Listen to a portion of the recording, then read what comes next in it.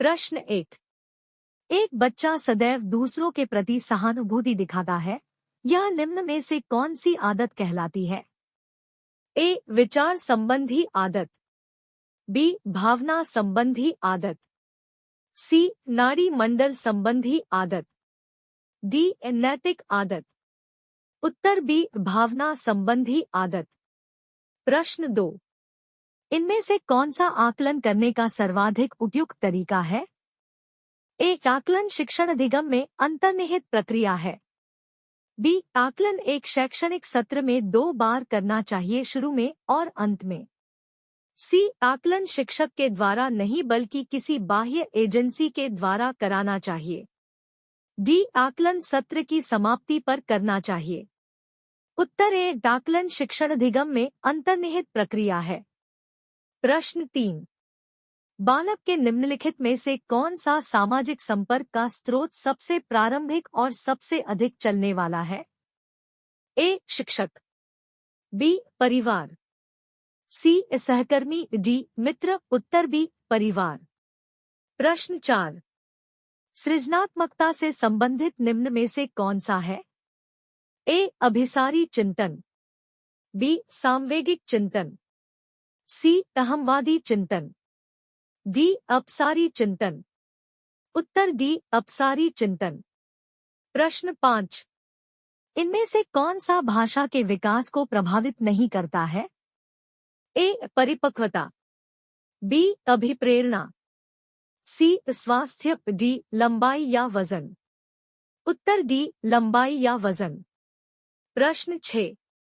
बच्चों के बारे में निम्नलिखित में से किस कथन से वाइगोत्स्की सहमत होंगे?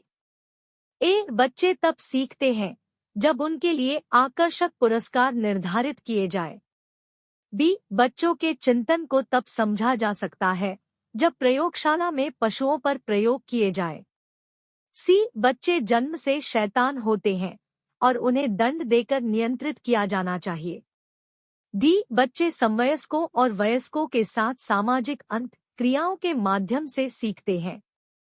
उत्तर डी. बच्चे समवयस्कों और वयस्कों के साथ सामाजिक अंत क्रियाओं के माध्यम से सीखते हैं। प्रश्न 7। कोहलबर्ग के सिद्धांत के अनुसार कौन सी अवस्था पर एक व्यक्ति का निर्णय दूसरों के अनुमोदन, पारिवारिक आकांक्षाओं, पारंपरिक मूल्यों एवं समाज के नियमों पर आधारित है? ए. पूर्व पारंपरिक। बी. पारंपरिक। सी. पश्च पारंपरिक। डी. पूर्व पश्चिम पारंपरिक। उत्तर बी. पारंपरिक। प्रश्न 8। निम्नलिखित में से बच्चे कैसे होते हैं?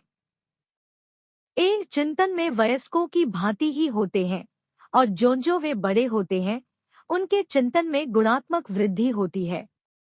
बी. खाली बर्तन के समान होते हैं जिसमें बड़ों के द्वारा दिया गया ज्ञान भरा जाता है। सी. निष्क्रिय जीव होते हैं जो प्रदत्त सूचना को ज्यों-की-त्यों प्रतिलिपि के रूप में प्रस्तुत कर देते हैं। डी. जिज्ञासु प्राणी होते हैं जो अपने चारों ओर के जगत को खोजने के लिए अपने ही तर्कों और क्षमताओं का उपयोग करते हैं। उत्तर डी. जिज्ञासु प्राणी होते हैं जो अपने चारों ओर के जगत को खोजने के लिए अपने ही तर्कों और क्षमताओं का उपयोग करते हैं। प्रश्न 9। बालक के भाषा विकास में मुख्य योगदान देने वाली संस्था निम्न में से कौन सी है? ए. परिवार। बी. विद्यालय। सी. जनसंचार माध्यम। डी. पत्र पत्रिकाएं। उत्तर ए. परिवार। प्रश्न 10। बच्चों की त्रुटियों के बारे में इनमें से कौन सा कथन सत्य है? ए. बच्चों की त्रुटियां उनके सीखने की प्रक्रिया का अंग है। बी. बच्चे तब त्रुटियां करते हैं जब शिक्षक सौम्य हो और उन्हें त्रुटियां करने पर दंडन देता हो।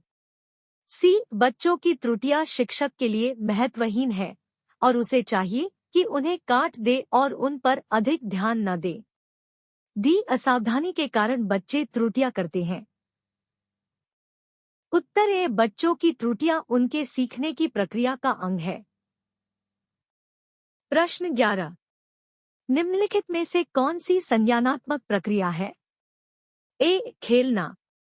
बी प्रतिवर्ती क्रियाएं, सी चिंतन, डी दौड़ना। उत्तर सी चिंतन।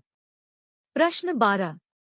अध्यापक को यह सुनिश्चित करना चाहिए कि उसकी कक्षा के सभी शिक्षार्थी अपने आप को स्वीकृत और सम्मानित समझें। इसके लिए शिक्षक को क्या चाहिए? ए वंचित पृष्ठभूमि से आने वाले बच्चों का तिरस्कार करे ताकि वे अनुभव करें कि उन्हें अधिक कठोर परिश्रम करना है। बी उन शिक्षार्थियों का पता लगाए जो अच्छी अंग्रेजी बोल सकते हों और संपन्न घरों से हों तथा उन्हें आदर्श के रूप में प्रस्तुत करे। सी अपने शिक्षार्थियों की सामाजिक और सांस्कृतिक पृष्ठभूमि की जानकारी प्राप्त करे और कक्षा में विविध मतों को प्रोत्साहित करें। डी कड़े नियम बनाएं और जो बच्चे उनके पालन न करें उन्हें दंड दे। उत्तर सी अपने शिक्षार्थियों की सामाजिक और सांस्कृतिक पृष्ठभूमि की जानकारी प्राप्त करे और कक्षा में विविध मतों को प्रोत्साहित करें। प्रश्न 13। निम्न में से कौन से आयु समूह के लिए एरिक्सन ने विकास की 8 अवस्थाएं प्रस्तावित की है? ए जन्म से मृत्यु तक, बी जन्म से बाल्यावस्था तक, सी जन्म से किशोरावस्था तक, डी जन्म से युवावस्था तक। उत्तर ए जन्म से मृत्यु तक।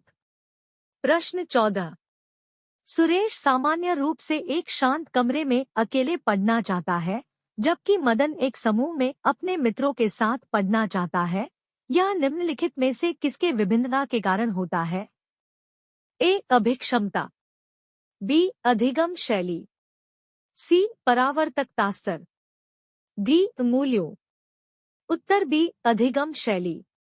प्रश्न 15। निम्न में से कौन सी शैशवावस्था की विशेषता नहीं है? ए शारीरिक विकास की तीव्रता, बी मानसिक क्रियाओं की तीव्रता, सी दूसरों पर निर्भरता, डी नैतिकता का होना। उत्तर डी नैतिकता का होना।